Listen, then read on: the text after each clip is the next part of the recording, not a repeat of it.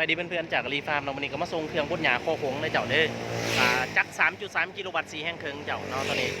ฝากไปทางแผงเจ้าเนาะแล้วก็ตู้ฟักไข่สำหรับตู้ฟักไข่มันมีอะไรเด้อเจ้าเด้อมีแผงควบคุมแล้วแต่ว่าอาจจะบ่หลายปานใดเจ้า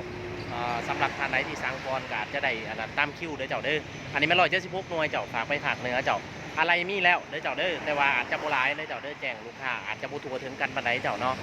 เดี๋ยวมันจะมาอีกงวดใหม่เจ้าเพราะว่าชุดนี้ก็ได้บ่หลายปานใดเจ้าสำหรับเครื่องบดหญ้าก็เป็นเครื่องคอหงเลยเจ้า4แห่งครึ่งเจ้าอาลีฟามี 1.5 กับ4แห่งครึ่ง 2.2ขันจากไหนก็สั่งได้เด้อเจ้าเด้อสำหรับตู้ฟักไข่เป็นเกรด A เต็มสเปคมีทั้งพ่นหมอก5ลิตรเด้อเจ้าเด้อแล้วก็มีพัดลมฮาตาลิอยู่ในตัวเครื่องเจ้าแยกบนเฮ็ดความร้อนอุณหภูมิกับความสุ่มกับปานนั้นเรื่องไข่เรื่องฟักไข่เจ้าแยกชัดเจนเจ้าเวลาไก่เกิดมาจะบ่กระทบถึงเรื่องบนอุณหภูมิหยังเจ้าเนาะท่านใดอยากได้ก็ติดต่อมาหาเบิ่งรีวิวเติมเฮาป้าไว้ในโพสต์นี่เด้อเจ้าเด้อเรือนเบิ่งเจ้า